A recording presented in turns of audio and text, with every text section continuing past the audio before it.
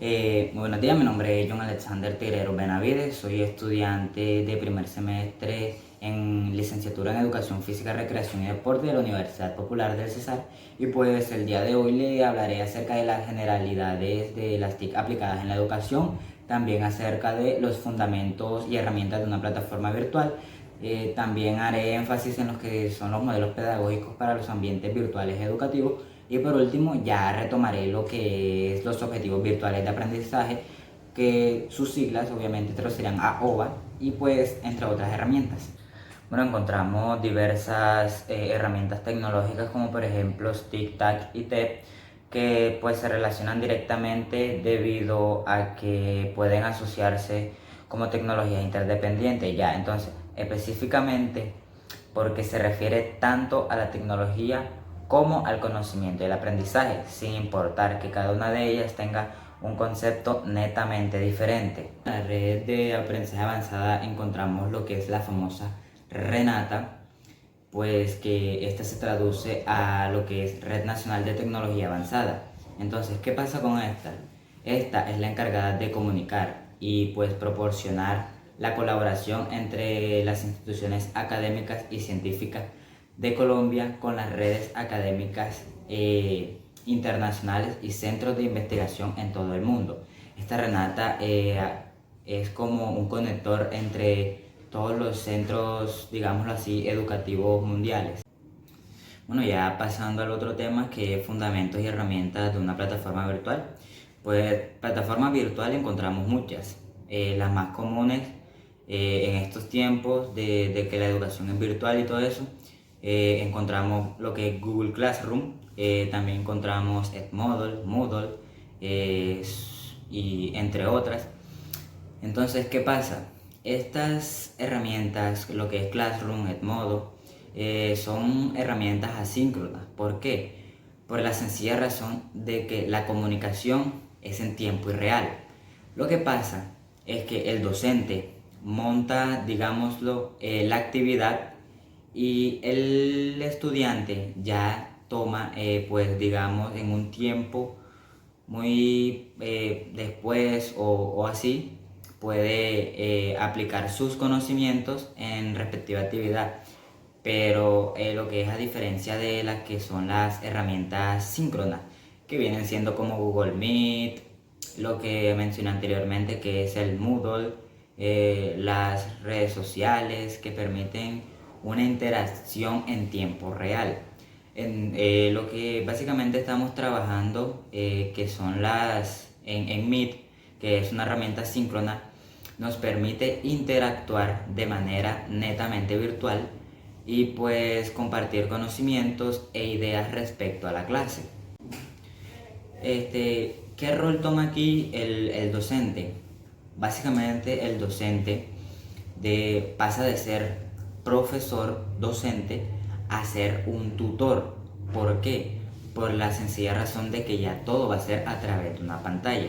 Y el estudiante debe contribuir a su conocimiento autónomo, él debe buscar las pautas para poder lograr llegar a un conocimiento, digámoslo de esta manera, excelente, que logre entender las distintas modalidades de la clase. Tiene que ser interactivo, participativo, ya. Entonces el estudiante básicamente se debe encargar de esta manera en luchar por su propio conocimiento. Bueno, ya haciendo énfasis en lo que son las modalidades e-learning y learning, pues e-learning es una modalidad que es netamente virtual. Eso lo podemos enfatizar como enseñanza-aprendizaje por medio de internet. Pues en esta básicamente el estudiante puede acceder a contenidos como actividades, tareas, videos, etcétera, y tutores por medio de una pantalla, a diferencia de la B-Learning, que esta es una fusión como que de presencial y virtual, que pues hace referencia, como digo, a la comunicación capacital presencial, que es con un profesor en un aula, y la educación online, que son cursos en internet o medios digitales. Bueno, y haciendo énfasis en el tercer punto de la unidad, que es los modelos pedagógicos para los ambientes virtuales educativos, Pues aquí en comparación de virtual y presencial, pues estos dos modelos educativos, o sea, son muy relativos, tienen sus pros y sus contras. ¿Por qué? Porque en el proceso educativo virtual, eh, básicamente todos los estudiantes se están ahorrando lo que es el dinero, por ejemplo, el transporte, lo que son, por ejemplo, las cantidades de material que son las copias, etcétera, etcétera. Pero tiene en contra el punto de que para acceder a este tipo de educación debes tener y contar con lo que es un dispositivo inteligente, por ejemplo, computador, celular, tablet y también acceso a internet. Lo que en contrario con la presencialidad. La presencialidad te permite pues ser más interactivo, ¿sí? Pero esta genera mucho gasto, lo que para muchas familias, estudiantes, se complica demasiado, porque como sabes el sistema de economía pues, en este país tampoco es que sea el mejor. Entonces la mayor parte de los estudiantes pues se ve un poco, digamos, afligido por el sistema presencial, porque ya en él abarca lo que tienen que sacar para el transporte, la comida, los materiales de estudio, etcétera, etcétera. Entonces, sencillamente, estos temas en comparación, o sea, depende de cada uno, de cómo tú lo tomes. Y esto, pues, hay mucha, por ejemplo, mi carrera que es más de práctica, y pues de manera virtual, tanto yo como mis compañeros no estamos, digámoslo, aprendiendo de mucho, porque como dije, es una carrera netamente de práctica. A comparación de lo que son las carreras teóricas, por ejemplo, a través de estas carreras, a través de la pantalla, básicamente van a estar aprendiendo lo mismo que estarían aprendiendo en un aula de clase, pero con la única condición de que en el aula de clase les permite la interacción con los demás compañeros y el docente, mientras que por medio de la pantalla solamente puedes, tiene que ser constructivo de tu propio conocimiento. Debes estar, digamos, atento a lo que pueda decir y explicar el tutor, que en este caso vendría cambiando el rol del docente, por lo que ya en este ámbito virtual, sencillamente, pues hay lo que es mucha distracción.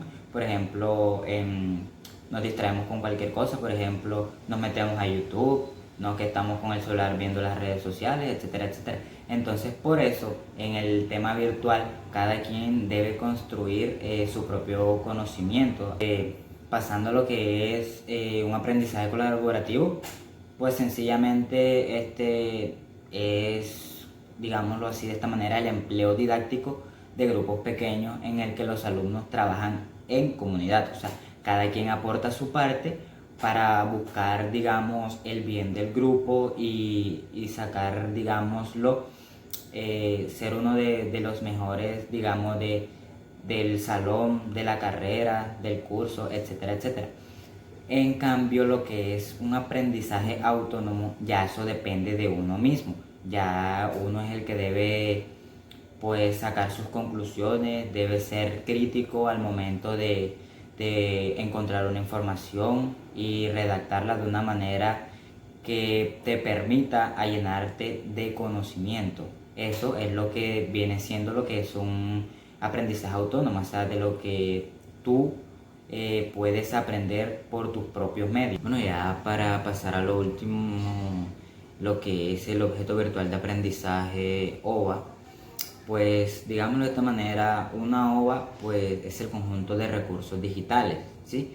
Que son pues autocontenibles y reutilizables. Bueno, ¿cuál es el propósito en sí de una OVA?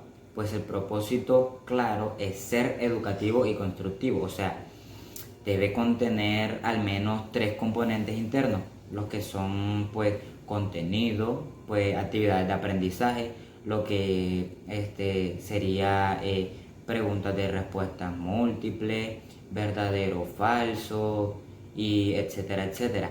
lo otro sería elementos de contextualización, por ejemplo, imagen, voz, grabaciones, videos, etc. Entonces, ¿qué pasa? El objeto de aprendizaje debe tener una estructura de información externa, por ejemplo, los famosos metadatos, que son unos datos que describen otros datos. Es decir, deben tener en cuenta que pueden ser texto, voz o imagen, ¿ya? Entonces, pues un objeto virtual de aprendizaje puede asumir pues una interpretación lógica cuando se le incorpora un sentido y significado a una estructura mínima. Entonces, ¿qué pasa? Este debe tener como objetivo de aprendizaje pues un contexto, una actividad asociada, un componente evaluativo y pues un metadato, que como lo expliqué anteriormente, son datos que describen datos. Bueno, ya pasando a lo que son las características principales para el aprendizaje, encontramos lo que debe ser educativa, o sea, porque debe constar con una capacidad para generar aprendizaje, ya.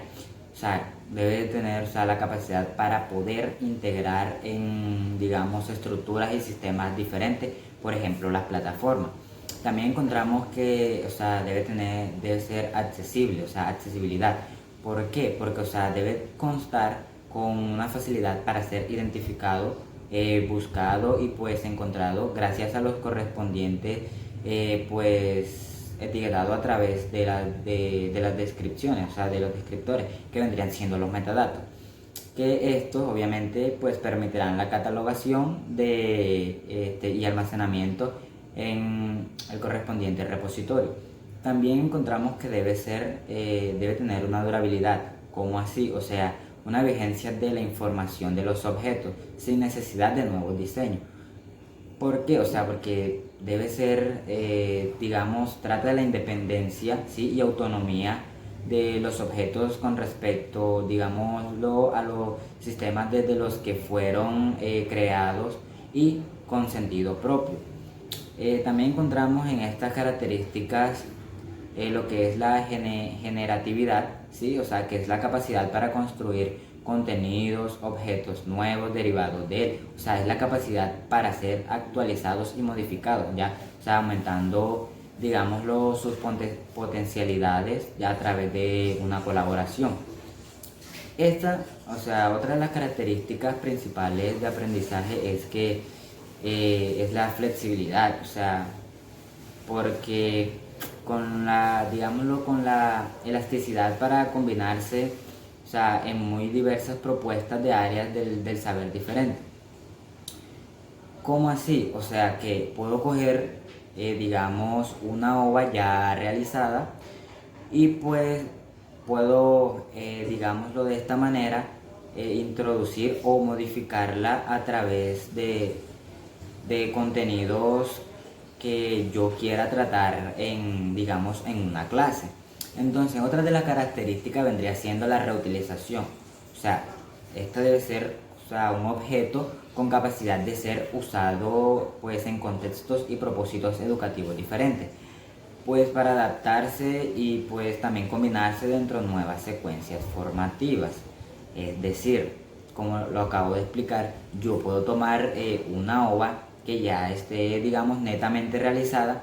Por ejemplo, si me gustó la ova de X persona, yo la puedo tomar para generar conocimiento a los, digamos, vendrían siendo mis alumnos, los cuales siento que podrían aprender a través de ese objeto virtual de aprendizaje, que ya, pues, digámoslo, fue el que tomé como ejemplo para poder llevar a cabo pues una clase.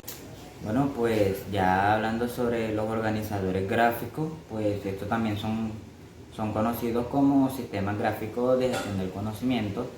Pues estos, digámoslo, conforman un lenguaje visual, ¿sí? O sea, que presentan conceptos o ideas conectados por líneas que indican relación de algún tipo, como por ejemplo lo que son los mapas cognitivos, o sea, sí que reflejan el conocimiento, o sea, digamos lo que entre los conceptos y según el tipo de relaciones existente entre ellos, o sea, entre un mapa conceptual y pues una fuente de información, pues se pueden distinguir básicamente en tres tipos.